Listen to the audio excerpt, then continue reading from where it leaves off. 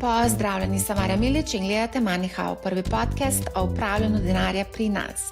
Preden gremo na današnjo res odlično vsebino, in sicer bomo govorili o dolgoročnem investiranju po principih ali pa filozofiji Warrena Buffetta. Preden pa gremo na vsebino, bi vas rada povabila, da se naročite na naš kanal. Mislim, da vam ne bo žal, imamo veliko koristnih vsebin, zato vam mogoče priporočam, dajte se naročiti, če vam ne bo všeč, se pa lahko potem tudi odnaročite. Zdaj, kar se tiče samega dogodka, investicijski šov leta, moram vam že sporočiti, da smo prijave zaprli. Naslednje leto pripravljamo nov dogodek, ki bo še večji kot ta letošnji. Praznujemo namreč 5. leto obstoja. Pred poletjem pa pripravljamo še eno bootcamp delavnico, in sicer 12. junija. Vabljeni, da se pridružite vsi tisti, ki bi radi stopili v ta čudoviti svet investiranja, pa si mogoče ne drznete, ne upate. Na delavnici v bistvu na praktičnih primerih izveste, kako narediti ta prvi korak. Tudi skupaj bomo kupili kakšno naložbo. Seveda boste dobili tudi vso potrebno opremo oziroma znanje, zato da boste potem tudi sami lahko to počeli v varnem zavetju vašega doma. Današnja vsebina, kot sem povedala na začetku, je zelo zanimiva. Govorili bomo seveda o Warrenu Buffettu. Nedavno je bila skupščina Berkshire Hathaway, ki je bila seveda v znamenju pomembnih prelomnic. Očitno gre za eno zadnjih skupščin, ki jo je vodil Warren Buffett osebno. 94-letni dedek dolgoročnega investiranja je že skoraj 60 leti prvi obraz podjetja, a letos je bilo prvič tudi res jasno, da je konec njegove ere že zelo blizu. Buffett je odkrito spregovoril o svoji upokojitvi in potrdil, da Greg Abel, ki že nekaj časa je prisoten v podjetju, vodi del konglomerata, da bo prevzel ob koncu leta več odgovornosti. Če se jutri zbudite in jaz nisem več tu, Berkshire Hathaway ne bo trenil, je dejal Buffett, s čimer je v bistvu želel pomiriti vlagatelje in okrepiti zaupanje v vodstveno kontinuiteto. Poudaril je, da je podjetje pripravljeno na prehod in da Abelu popolnoma zaupa. Buffett je komentiral tudi aktualne razmere na trgu, zlasti precenjenost določenih delnic. Ponovno je opozoril na pomen dolgoročnega razmišljanja in likvidnosti ter izpostavil, da Berkshire Hathaway ne bo tekmoval s špekulanti, ampak bo ostal zvest svoji strategiji investiranja. Med številnimi udeleženci letošnje skupščine je bil tudi Zlatko Turković, avtor knjige Modri investitor, praktični primeri ter izvajalec delavnic Modri investitor. Zdravo. Pozdravljeni. Se pravi, kako je bilo letošnja skupščina Berkshire Hathaway drugačna od tiste, ki si bil na zadnje leta 2023, ko smo se potem tudi pogovarjala, in v tistem letu je potem tudi umrl Charlie Munger, zvesti kompanjon Warrena Buffetta skozi vsa ta obdobja. Lansko leto nisi bil na tej skupščini, letos pa očitno na eni zadnjih skupščini, ki jih je vodil Warren Buffett. Kako je bilo? Če bi na hitro eno razliko naredil, prvič ni bilo Charlieja Mungerja, tako da se je Buffett, če temu rečemo v narekovaju, mučil sam, ni imel nekoga zraven, da bi mu pomagal. Kot drugo je bilo pa več ljudi kot zadnjič, tako da bilo je nekaj ljudi je tudi stati moralo. Med drugim tudi jaz, med pauzo sem šel nekaj popit in potem sem se vrnil. Sedeži jasno niso številčeni in drugo polovico smo spremljali stoje. Ampak dolg čas ni bilo. Ja, ko sem ga pa opazovala, jaz sem bila takrat v Zürichu, ko sem ga poslušala na letališču, in se mi je zdel, da se je res kar precej matral, ampak vseeno 94 let je možakar star, vseeno artikuliran, povedal je vse, kar je mislil povedati, zelo na tekočem z vsemi aktualnimi zadevami. Kako so doživljali njega ljudje okrog, kako je bilo to čutiti, to publiko? Kot kaže, starejši kot je Buffett, bolj so ljudje, če temu rečem, nori na njega, euforični do vsakega stavka, ki ga pove, vpijajo kot nek serum resnice. Res pa je, kar si povedala, da je leta ga dohitevajo, tako da glas je bil malo bolj slaboten, misli ne, in včasih se je iskal, da bi končal stavek. Ampak kljub temu ljudje so ga spodbujali in velikokrat je njegove govore prekinil aplavz. Ja, to je bilo res, ja.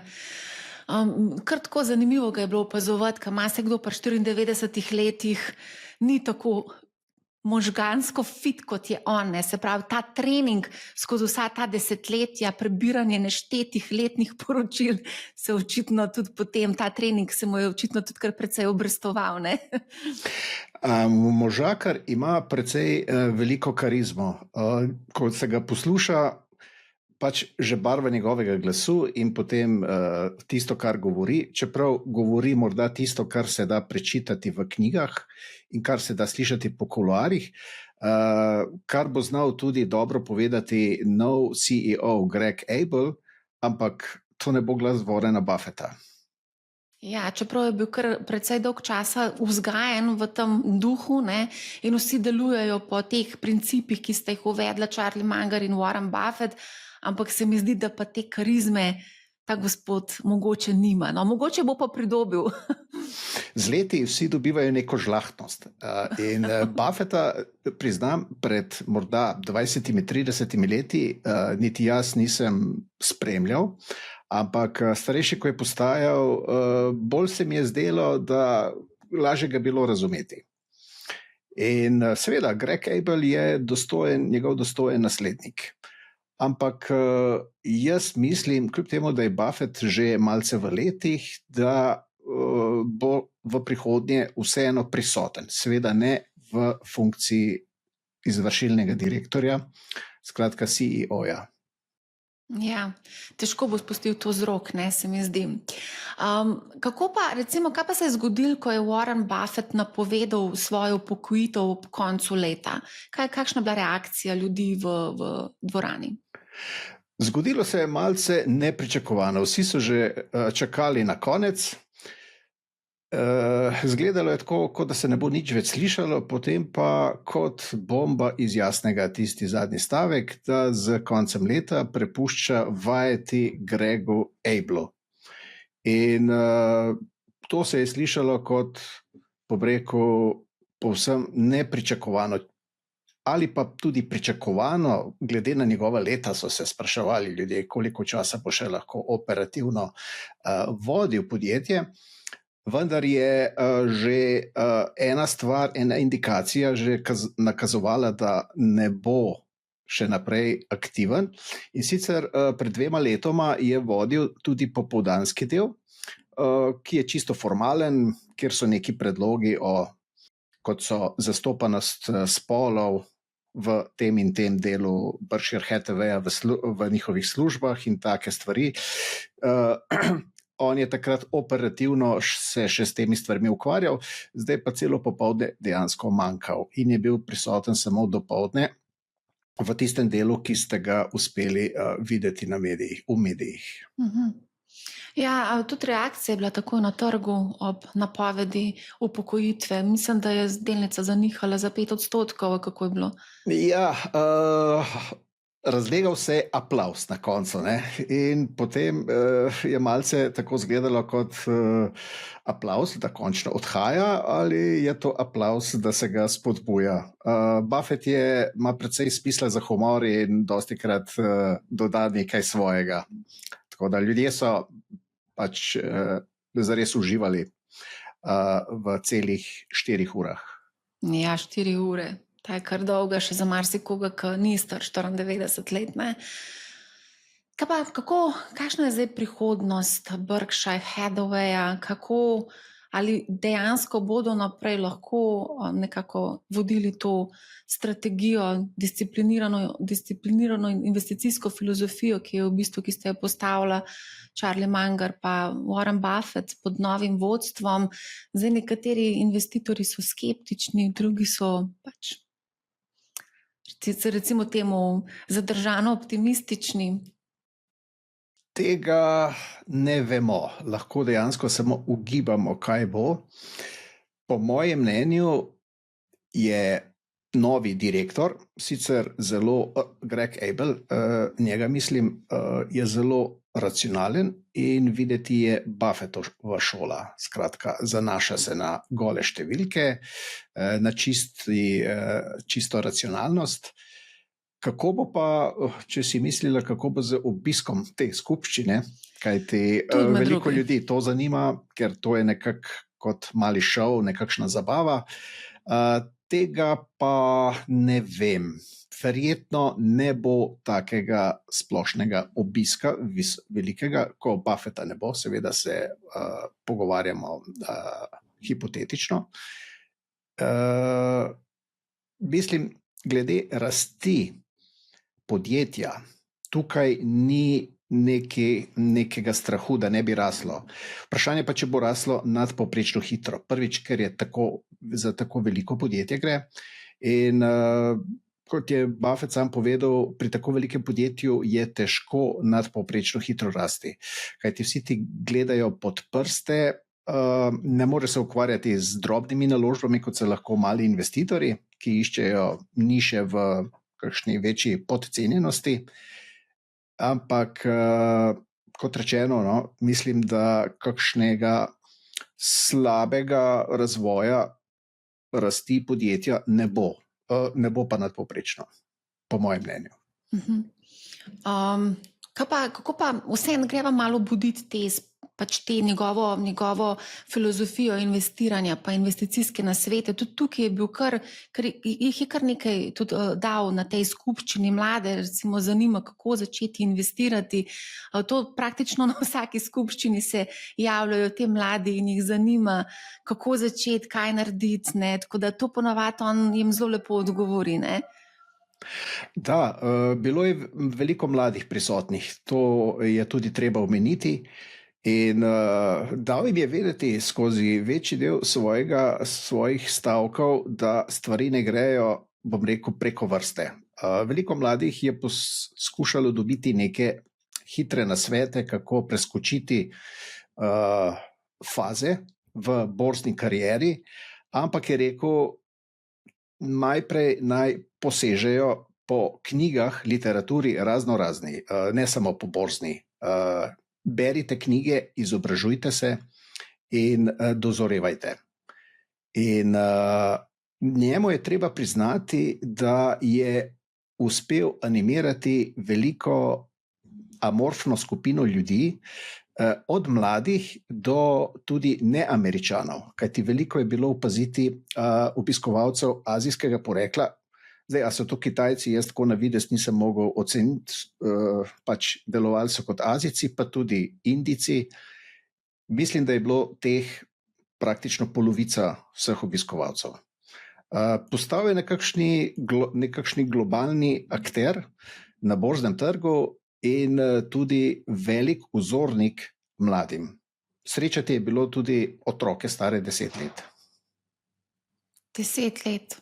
To je tako impresivno. Se pravi, nekdo jih je mogel spodbuditi, da sledijo Buffettovi strategiji investiranja in da dejansko pridejo tudi na skupščino, ker bo dejansko je on zvezdnik borznega trga, ne?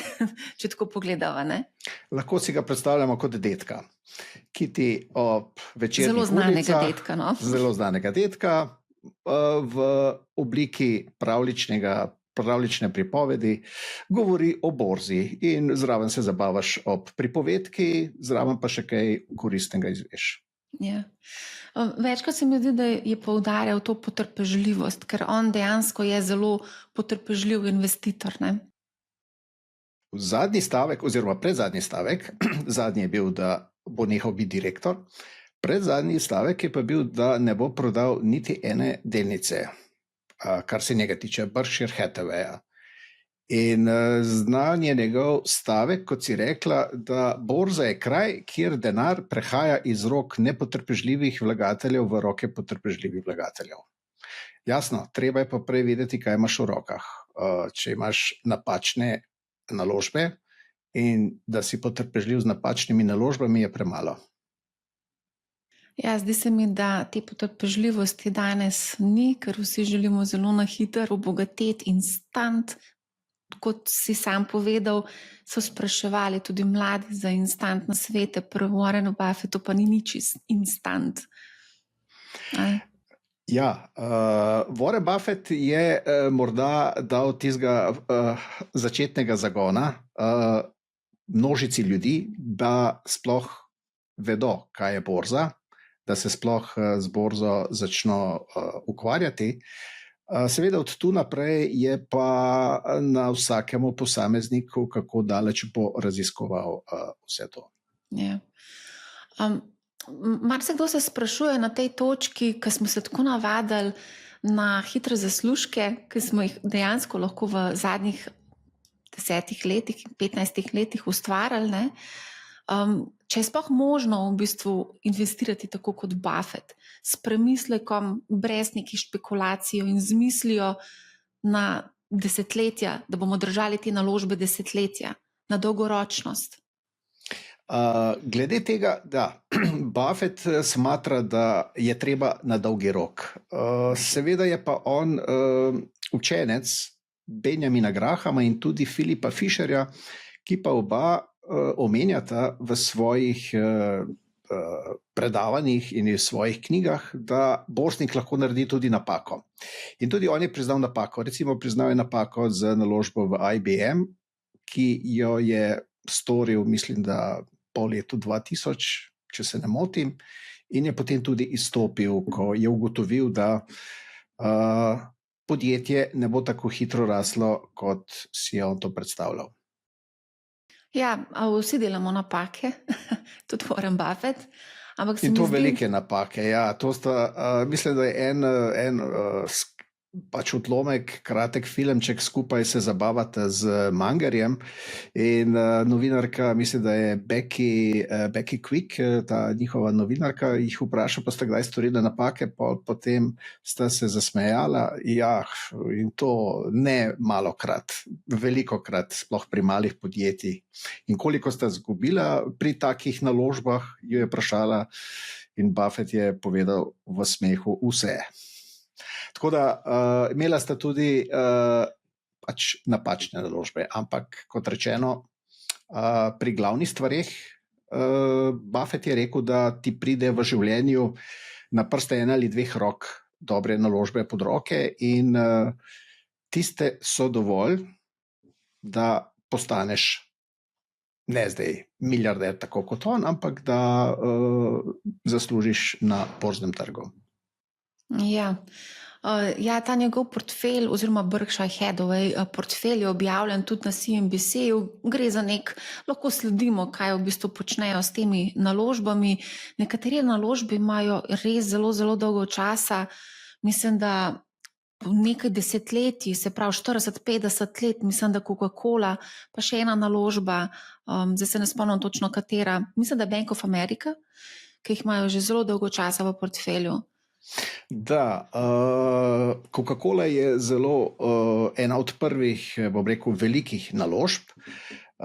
Seveda je tukaj zanimivo to, ne, da je Buffett, če gledamo čisto statistično, največje procentualne donose delal v prvi polovici svoje kariere.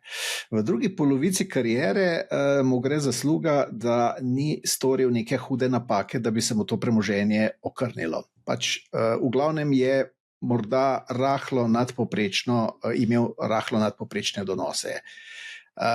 Močno nadpoprečne donose je imel pa v prvi polovici. In tisti, ki sledijo njegovemu portfelju, recimo sedaj v drugi polovici kariere, se čudijo, kako imam iste delnice kot Buffett, pa mi portfelj ne raste astronomsko. V prvi polovici je hitreje kupoval in prodajal. Bil je mlajši, bil je agilnejši, bil je bolj korajžen. Leta prinesejo tudi malce rezerviranosti, malce ziharaštva. In če bi ga takrat kopiral, ampak takrat se ni vedelo, ali bo on uspel ali ne, bi verjetno bili boljši procentualni donosi. Kot rečeno, v drugi polovici je pa v glavnem dobre naložbe kupil in držal, zbiral dividende, izkoriščal obrestni račun, ki se je z njegovim velikim štartnim premoženjem izkazal kot za zelo velik način, zelo velik element kopičenja premoženja. In to je to. Seveda, če pa mali vlagatelj z malim zneskom poskuša z nekim obrestnim računom v kratkem času prideti daleč, pa verjetno ne bo. Ko si mlad, bi glede na Buffettovo šolo rekel korajžno, pa močno na ful je zaid. Seveda, kasneje pa je pomembno, da pa ne delaš kardinalnih napak. Tako da, borzna kariera nekako iz 2 delov sestavljena po Buffettu. Pa mislim, da tudi kar po večini drugih. Ne? Prvi del mogoče malo več tvegamo, potem, ko se približujemo nekemu cilju, recimo upokojitvi, se pa tudi umikamo v bolj konzervativne naložbe. Oziroma, zdaj, če gledava Slovenijo, Slovence, mogoče premalo pogumno stopajo na borzni trg. No? Po mojih izkušnjah pri Slovencih dvoje ljudi so taki, kot si ti rekla, bom rekel, z veliko vprašanji, močno ziharaški, z veliko strahu. So pa tudi, srečujem pa tudi v svoji šoli veliko ljudi, ki zelo korajžno so pripravljeni kupovati po Buffettovsko v njegovi prvi karieri. Skratka, podcenjene delnice pa z močnimi vložki. Tako da včasih sem kar malce presenečen, se izkažem jaz kot nekoga, ki malo brenza stvari. Ja, to je vse odvisno tudi od taki. O Slovencih kot vlagateljih lahko rečem, saj moje izkušnje kar bi plus dal, velik plus. Ja, seveda, to je vse skupaj odvisno od nagnjenosti k tveganju. To je zelo taka osebna zadeva. A lahko mogoče se vsem dotakneva tega Apple, ker to so mu zelo očitali, da ni v pravem času vstopil recimo v tehnološko panogo, ampak vsem 22% del portfolija predstavlja recimo Apple. Buffett ravno zato v drugi polovici kariere ni delal nadpovprečnih donosov, ker je zamudil tehnološki boom.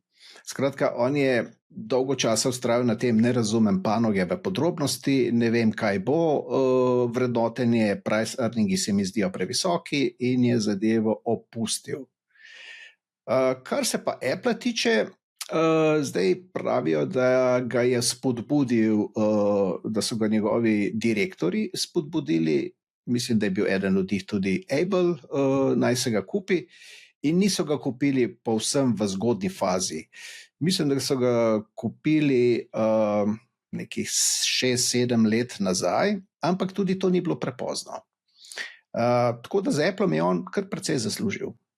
Bom rekel, lahko bi še bolj, ni kupil, sam je povedal, da je nekaj velikih priložnosti zamudil, da ne omenjam Nvidia ali kaj podobnega, ali pa teh velikih 5 Amazona, Microsofta in podobno. Ampak, kot rečeno, vsaj Apple je uspel, bom rekel, pridobiti in nekaj je. Zdaj, ko omenjaš Amazon, je 10 milijonov delnic Amazonoma. Se pravi, to predstavlja 0,7% njegovega portfelja. Bom rekel, ima tistih velikih 5 ali 6 pozicij, vse ostalo je pa nekako zelo razdrobljeno. Jasno, borza je sestavljena tudi iz napak. Buffett to prostodušno priznava in zdaj, kaj je razlog, da je spregledal? Morda starost, strah pred novimi stvarmi. Kot rečeno, ko si mlajši, si bolj pogumen in pa prodoren, seveda se pa lahko tudi močno upečeš. na borzi. Ja, Tako da zanimivo, da v portfelju nima Microsofta, glede na to, da sta.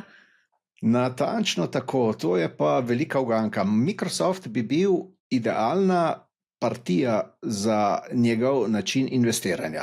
Podjetje za ograjo, zelo razvejenim asortimanom produktov v obliki grozda okoli centralnega Windowsa.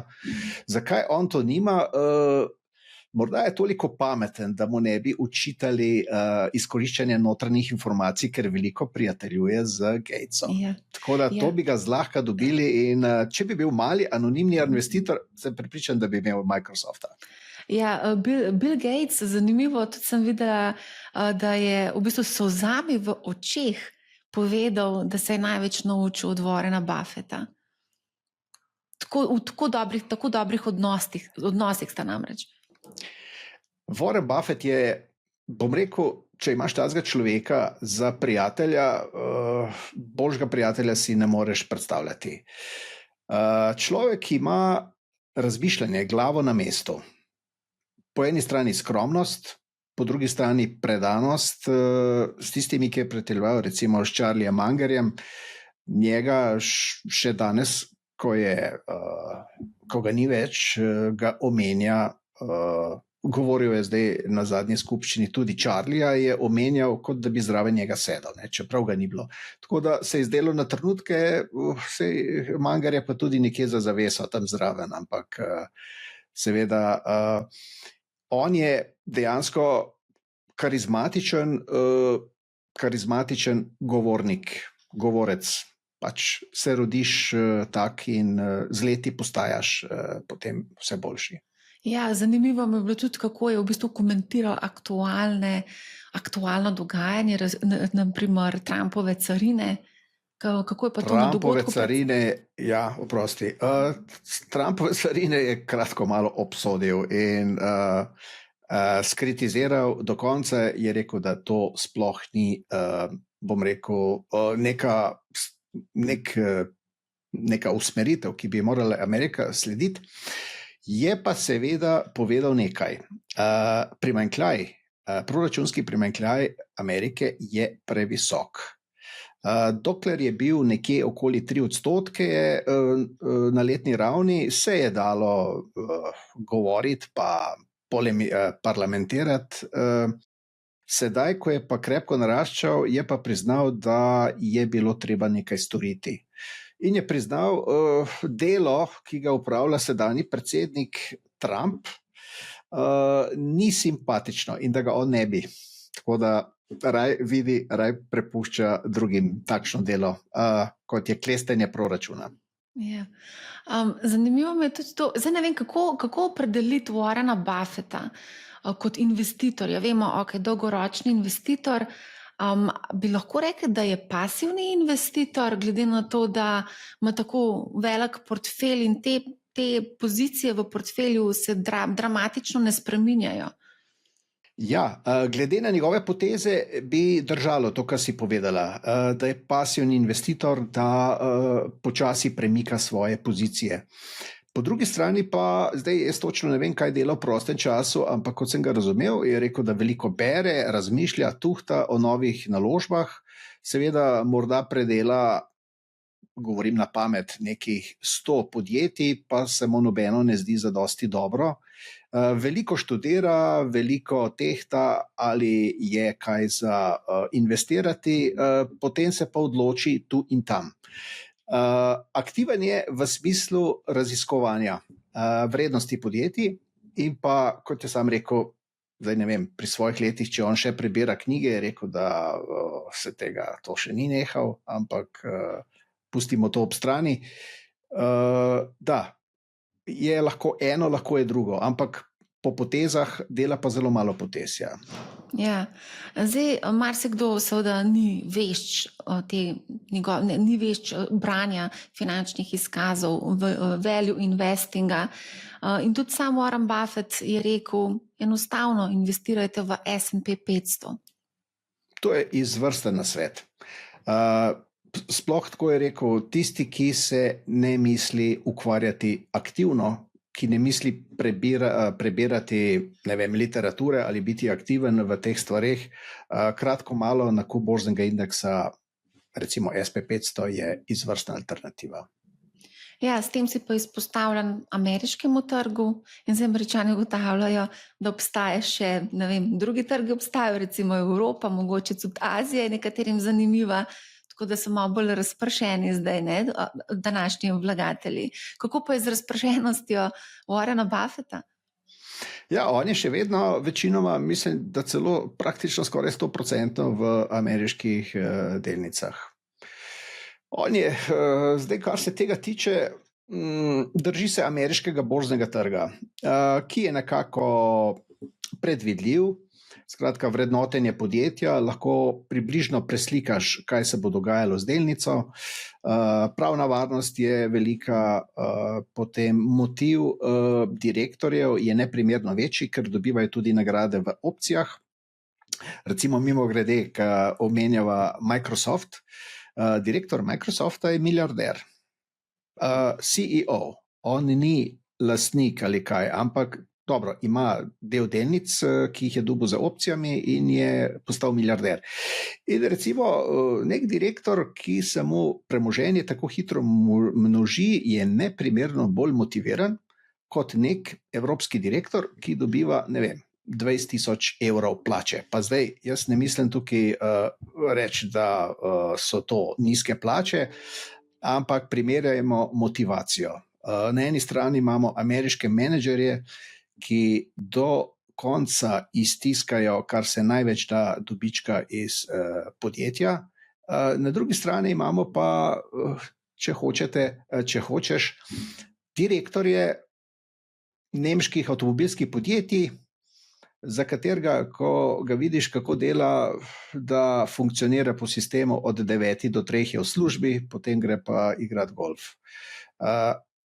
Ta podrobnost je zelo pomembna, ko se odločamo, katere delnice bomo ameriške ali evropske. V Ameriki sem dobil občutek, da grejo zares, bom rekel, če temu rečem, na fula v profitabilnost podjetja. In je vodenje neprimerno na višji ravni, tako strokovno kot motivacijsko in vse ostalo. Ja, se strinjam s tem. Mislim, da se tudi Blaž Brodnik bi strinjal s tem. Ena zanimiva zadeva je bila, ki je omenil, v bistvu je rekel, da so vsi Američani na nek način zadeli na tomboli. Rekel je, da imaš srečo, da je samo 300 milijonov Američanov je in v bistvu so lahko srečni, da živijo, da so v Ameriki, da živijo v Ameriki, ker je očitno pač ocenil, da je več priložnosti za uspeh kot kjerkoli druge. S tem se lahko v celoti strinjam s tabo. Zdaj, ko sem malce se tudi pogovarjal tako z navadnimi ljudmi, ki so bili na Buffettovi skupščini, sem srečal en par, bi rekel, lahko bi bil čist en povprečen par, ki bi ga tudi v Sloveniji srečal. Malce sta bolj podjetna in seveda, ker je trg velik, lahko delata, bom rekel, z večjim vzvodom. In nekdo, ki tukaj si prisluži hišo ali dve v življenju, se to v Ameriki, recimo tukaj v Sloveniji, hišo ali dve, se to v Ameriki zaradi velikosti trga z lahkoto preslika, če rečem, v 100 hiš premoženja. Zares, Amerika je, marsikdo reče, da ne bi tam živel, ampak čisto odvisno, kaj si želiš. Če si želiš biznis, lahko zelo hitro profitiraš tam zaradi velikosti trga. Če pa hočeš nekaj miru, pa tako kot Buffett se umakneš, tako kot on ima hišo tam v neki idili, podobno Rožni dolini, se lahko umakneš v svoj mir in imaš popolni mir. Kot da bi živel tukaj nekje na obrobju Ljubljane, recimo. Zelo raznolike možnosti se ponujajo na ameriškem trgu in se strinjam z njim. Ne glede na to, ali si tam nekje v idili, daleč stran od tistega vrveža, ali pa si sred tistega vrveža, imaš priložnost, da v bistvu ustvariš večmilijardno podjetje, očitno. Najlepše je pa v senci ustvarjati ob vrčku piva, zdaj, kaj on dela, ampak ima čudovit vrt in njegov investicijski dan je verjetno zelo, zelo miren, nič stresen,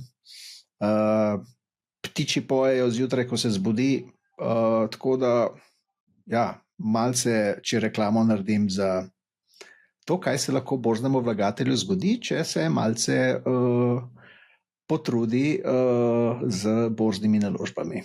Ampak seveda, nič ne pride čez noč, nič ne pride v mladosti, zadeve gredo zelo postopoma. To je Buffett nenehno ponavljal na skupščini. Zelo, zelo počasi, ne prehitevati dogodkov.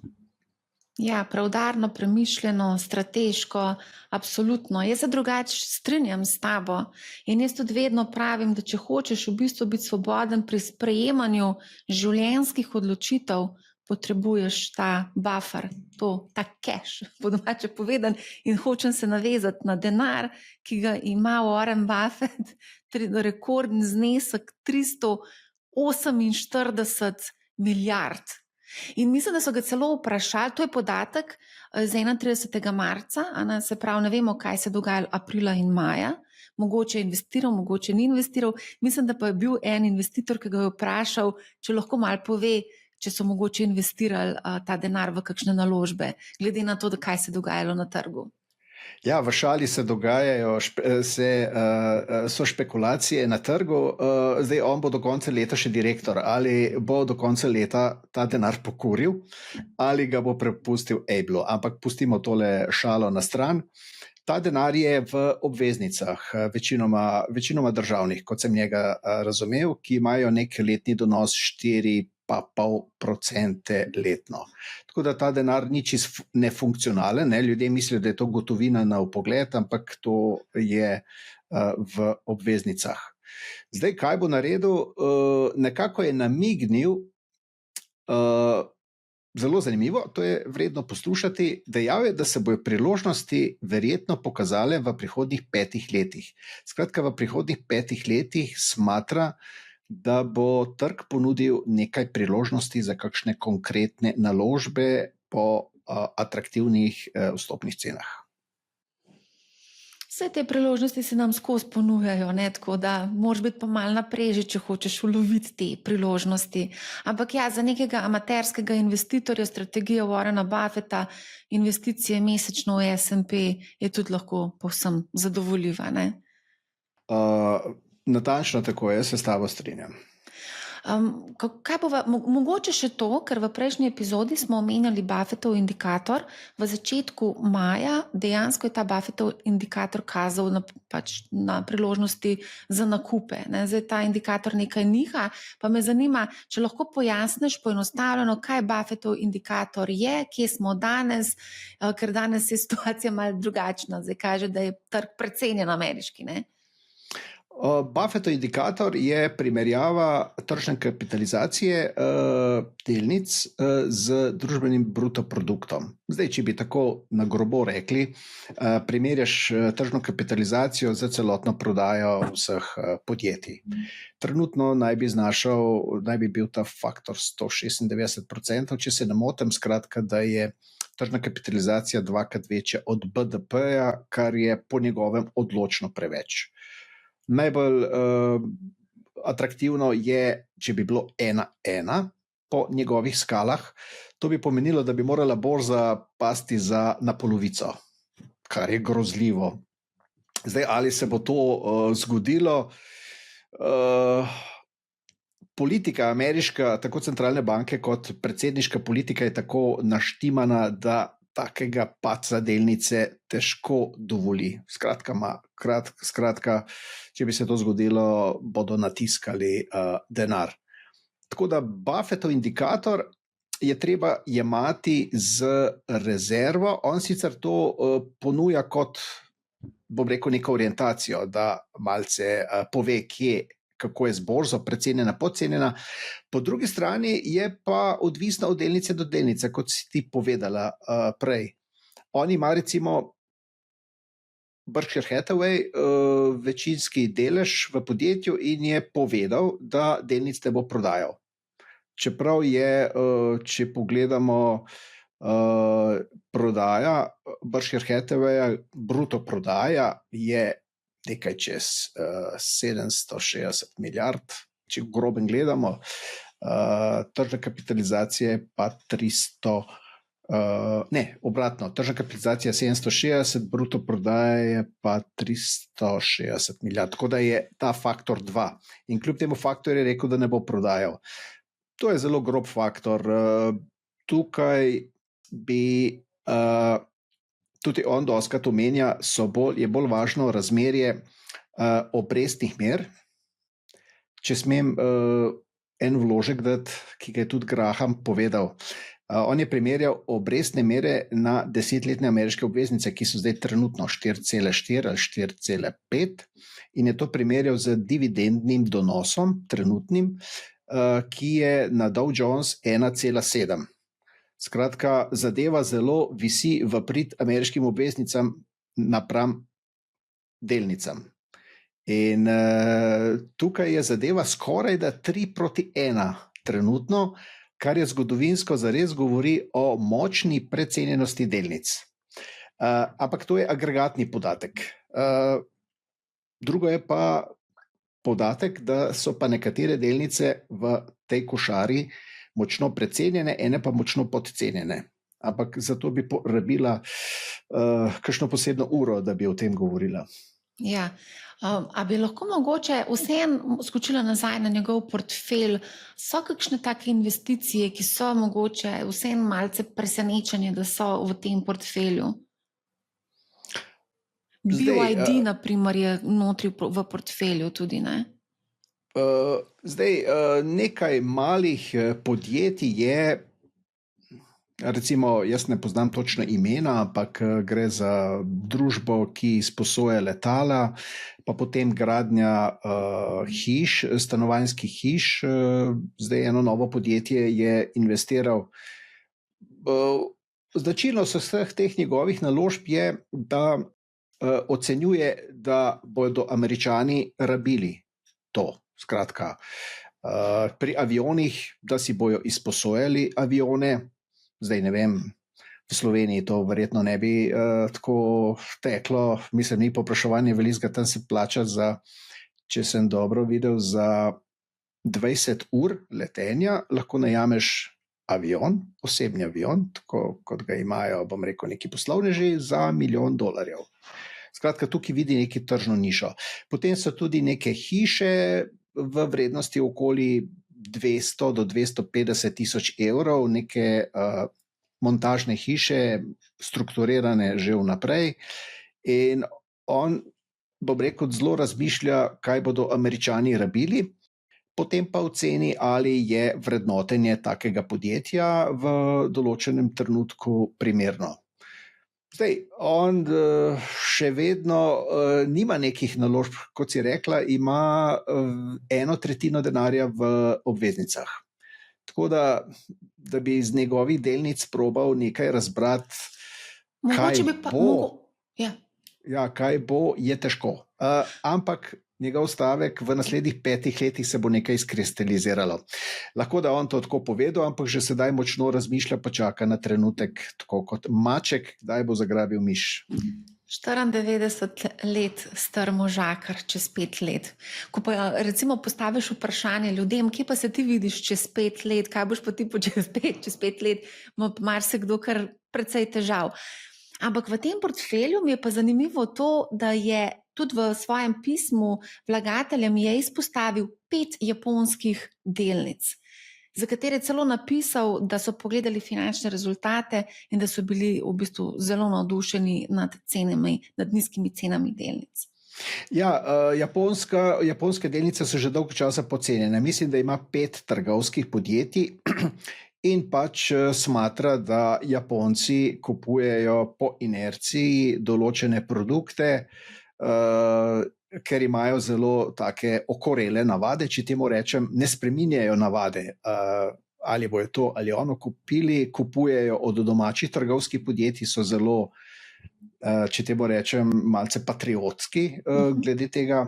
In ja, on v bistvu ima, bom rekel, to v mislih.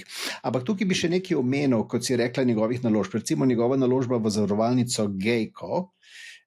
Za njo je značilno prvič profitabilnost, drugič pa velik denarni tok. Tam se preliva zelo veliko denarja in če pogledate njegove bilance, ima on zelo malo kreditov. Zakaj?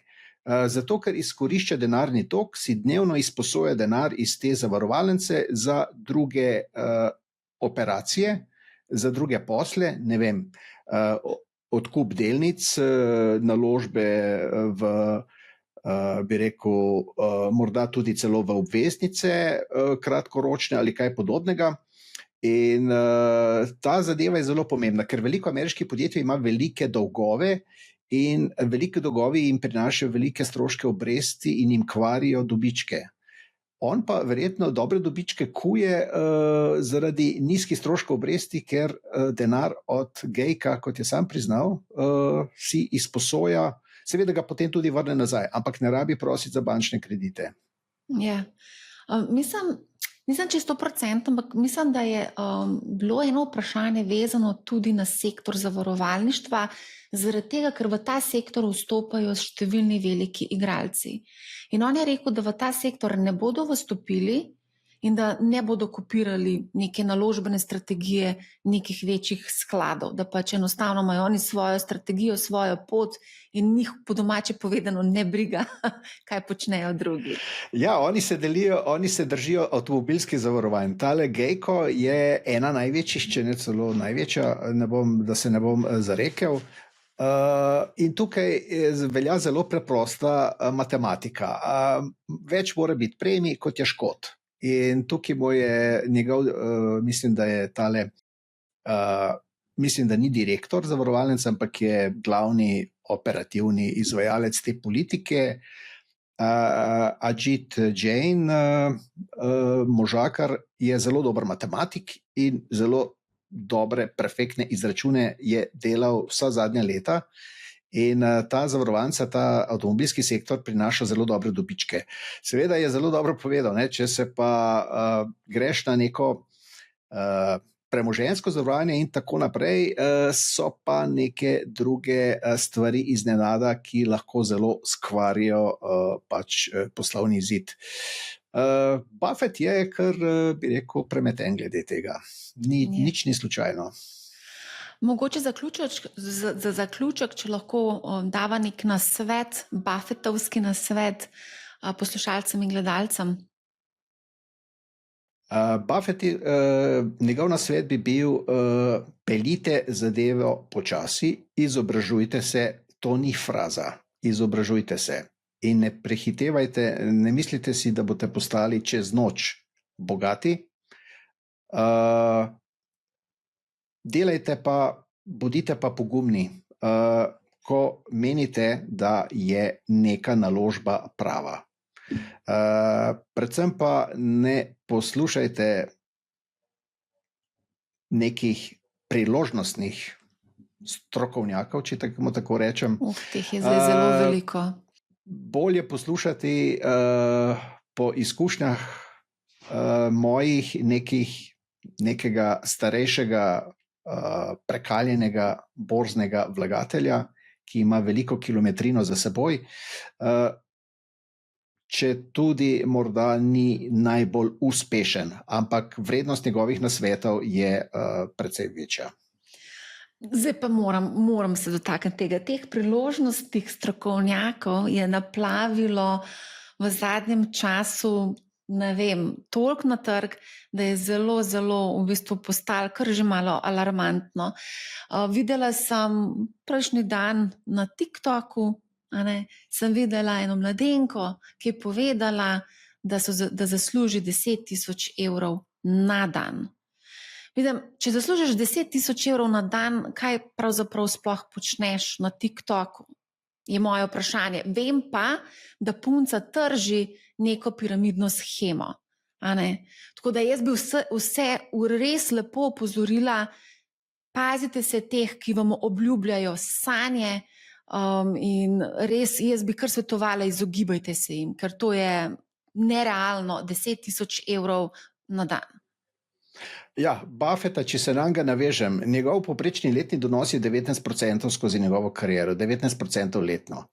In s takimi donosi je on očitno uspel zgraditi imperij. Zdaj, če pa nekdo čez noč obljublja neke astronomske procentualne donose, bi moral biti pa že po 7 letih bogatejši od Buffetta. Seveda, to ni res. No, mogoče bomo pa to Mladenko videli na lestvici najbogatejših zemljanov. Tam pri vrhu so ena in ista imena, čas je, da pride ena ženska gora. Beseda ni konj, bi človek komentiral. Ja. Ja. Govoriti je lahko. Govoriti je lahko, sprejemajo pa nasvete, ki jih dajejo, pošiljajo v neko skupino na WhatsAppu, neki strokovnjaki. Teh zgodb smo imeli res malo morje v preteklosti, tako da s tem, ko trgi rastejo, ko je tako razburkano, ko govorimo vsak dan o nekih novih rekordih, res naplavi ogromno nekih kvazi strokovnjakov. Tukaj bi morda dodal tele Buffettove besede. Buffett je rekel, na borzi imamo katedralo in imamo kazino. Skratka, katedrala je investiranje na nekih zdravih osnovah, na zgodovinsko preverjenih vzorcih in na nekih zgodovinsko preverjenih vrednotenih gor ali dol, približno. Imamo pa tudi kazino, kjer se dogajajo, bom rekel, stave na pamet. In dejal je zdaj nazadnje, da je veliko kazina trenutno na borzah. In da upa, da v bodočnosti, v prihodnjih generacijah, da ne bo kazino izpodrinil arhitekturno dovršene katedrale. To je zelo lepo povedal. Tako da lahko v bistvu s to zmislijo tudi končava najin pogovor. Najlepša hvala za odlično debato. Hvala tudi tebi, bilo je v užitek. Hvala tudi vsem, ki ste nas spremljali. Poslušajte Money How, ne bo vam žal in lep pozdrav.